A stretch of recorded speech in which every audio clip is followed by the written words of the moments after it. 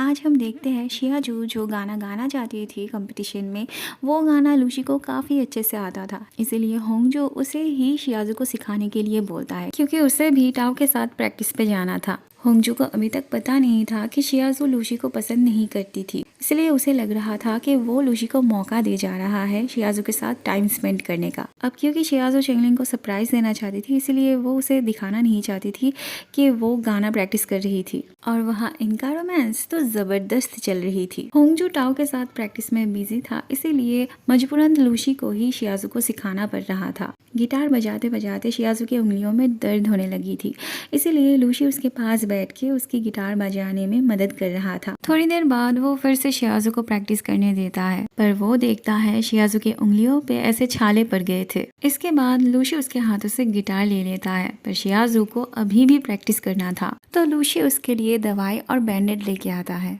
शियाजू को लग रहा था लूशी ये सब एक अच्छे दोस्त होने के नाते कर रहा था, इसलिए वो लूशी की तरफ थैंकफुल थी।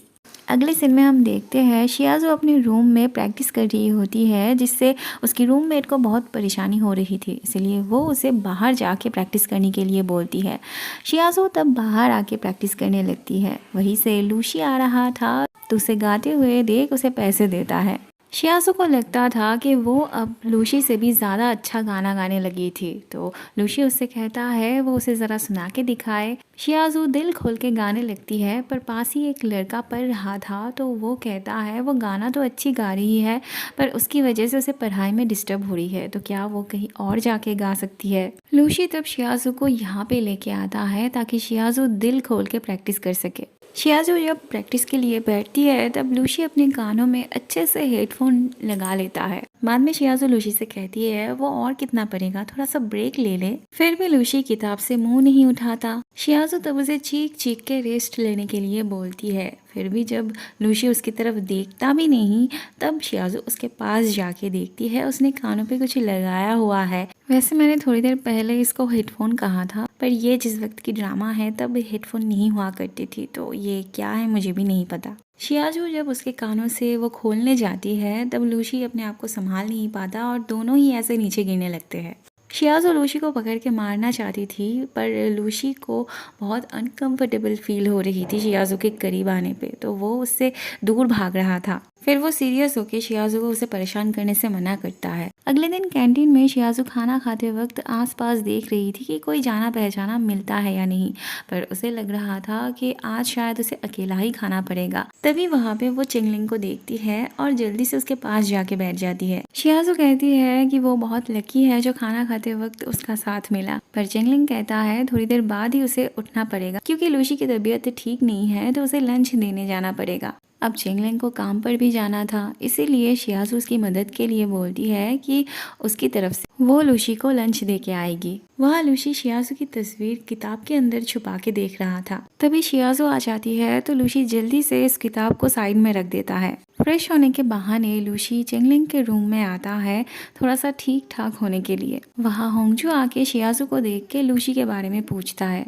शियाजू लूशी की टेबल सजा रही थी। लूशी ने उस किताब को टेबल पर ही रखा था, तो शियाजू उस किताब को उठा के देखने जाती है। तभी लूशी आ जाता है और जल्दी से शियाजू के हाथ से उस किताब को लेके तकिए के नीचे रख देता है, और ये बात होंगजू बहुत अच्छे से नोटिस भी करता है। बाद में लूशी जब शियाजू को बाहर तक छोड़ने जाता है, तब इस मौके का फायदा उठा के होंगजू जल्दी से आके लूशी के तकिए के नीचे से उस किताब को बाहर निकाल के उस फोटो को देखता है, और उसे गलतफहमी हो जाती है। वो सोचने लगता है कि लूशी टाओ को पसंद करता था, क्योंकि कुछ दिन पहले ही लूशी ने उससे कहा था कि वो शियाजू को पसंद नहीं करता।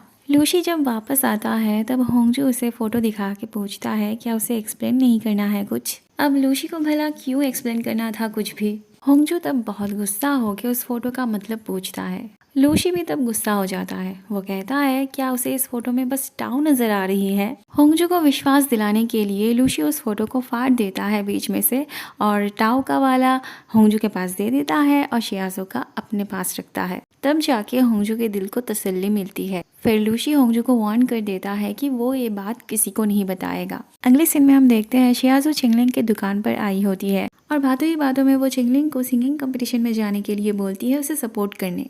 बाद में चेंगलिंग शियाजू से पूछता है लड़कियों को किस तरह के गिफ्ट पसंद आते हैं। शियाजू मन ही मन सोच लेती है कि चेंगलिंग उसे गिफ्ट देना चाहता था, तो वो उन्हीं सारी चीजों का नाम लेती है जो वो एक्सपेक्ट करती थी। इस वक्त शियाजू के दिल में लड्डू फूट रहे थे, वो मन ही मन बहुत ज्यादा हैप्पी फील कर रही थी। ये गिफ्ट चेंगलिंग सिर्फ दोस्ती के नाते देना चाहता था या फिर वो उस लड़की को पसंद करता था इसीलिए देना चाहता था, ये कंफर्म होने के लिए शियाजू एक बार उससे पूछ ही लेती है। चेंगलिंग का शर्माना ही शियाजू को कंफर्मेशन दे देती है कि चेंगलिंग उस लड़की को पसंद करता था। टाओ से जब तक ये बात वो शेयर नहीं कर लेती तब तक उसे चैन नहीं मिलता, तो वो जल्दी से जाके टाओ से ये बात शेयर करती है। देखते ही देखते कंपटीशन का दिन आ जाता है। लीनू शियाजू को सजा रही होती है। वो तो शियाजू को कंपटीशन में पहनने के लिए अपना एक ड्रेस भी देती है। बाद में लूशी यहाँ देखने आता है। शियाजू चाहे लाख खूबसूरत क्यों ना लग रही हो, पर लूशी को तो वही कहना था जिससे शियाजू को गुस्सा आए। बाद में ये दोनों जब आते हैं तब कहीं इनके आंखों में शियाजू खूबसूरत ना लग जाए, इसीलिए लूशी उसका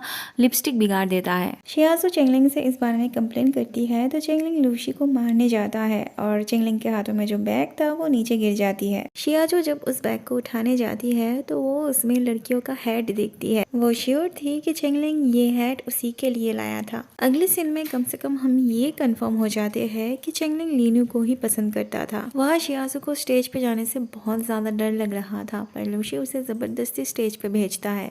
बहुत डर डर के शियाजू स्टेज पर जाती है, पर वो जब अपने दोस्तों को उसके लिए चीयर अप करते हुए देखती है तो उसके अंदर कॉन्फिडेंस आ जाता है। लूशी ने शियाजू का मेकअप खराब कर दिया था, इसलिए टाओ उससे कहती है अगर आज शियाजू रिजेक्ट हो गई तो उसकी गलती होगी। वैसे शियाजू की परफॉर्मेंस के लिए लूशी इस बात पे ज़्यादा गौर नहीं कर पाता। गाना शुरू करने से पहले शियाजू बताने ही जा रही थी कि वो इस गाने को किसे डेडिकेट करना चाहती है कि तभी उसकी नज़र लीनू की टोपी पर पड़ती है। एक ही पल में शियाजू की सारे सपने बिखर जाते हैं। उसे समझ में आ जाता है तब चेंगलिंग ने उससे लीनू को गिफ्ट देने के लिए पूछा था। शियाजू अपना सारा होश खो बैठी थी। उसे याद ही नहीं था कि वो स्टेज के सामने बैठी थी। उसकी आंखों से अपने आप आंसू गिरने लगते हैं। शियाजू को ऐसे चुप रहते देख सबसे पहले लूशी उसे चीयर करने लगता है।